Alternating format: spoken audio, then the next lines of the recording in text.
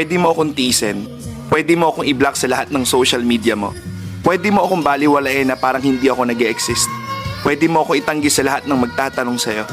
Pwede mo din sa akin isisi lahat ng nangyari kung bakit nagkaganito at bakit nagkaganyan. Pero hindi mo pwedeng ikaila na isa ako sa mga taong umunawa sa'yo nung halos wala nang umiintindi sa'yo. Isa ako sa pumiling mahalin ka ng buo kahit sa panahong hindi ka kamahal-mahal. Isa ako sa mga taong paulit-ulit na piniling magstay sa tabi mo. Nung oras na pakiramdam mo, iniwan ka na ng lahat. Isa din ako sa mga taong piniling unahin ka kesa ang sarili. At hindi mo kasalanan yun kasi choice ko yun. Isa din ako sa mga taong minahal ka ng sobra-sobra.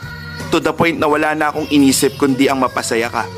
Lubos akong nagpapasalamat dahil sa mga oras na pinili kita, kapalit ay kasiyahan ng aking puso. At gusto kong malaman mo na lahat ng ginawa ko sa iyo ay wala akong hinihinging kapalit.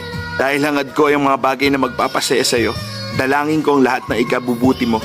Sa ngayon, kailangan kong maging matibay. Dahil sa ngayon, ito lang yung kaya kong ibigay para sa sarili ko. Dahil yung taong pinakamamahal ko, may nagmamahal ng iba. Masakit man para sa akin na sabihin to, pero sana maging masaya kayo sa relasyon nyo. Dahil hangad ko lang ay ang kaligayahan mo. Mag-iingat ka palagi, alagaan mo yung sarili mo. At sana wag mong biglang iwanan yung mga taong hindi ka iniwanan sa panahong walang-wala ka. I love you for the last time.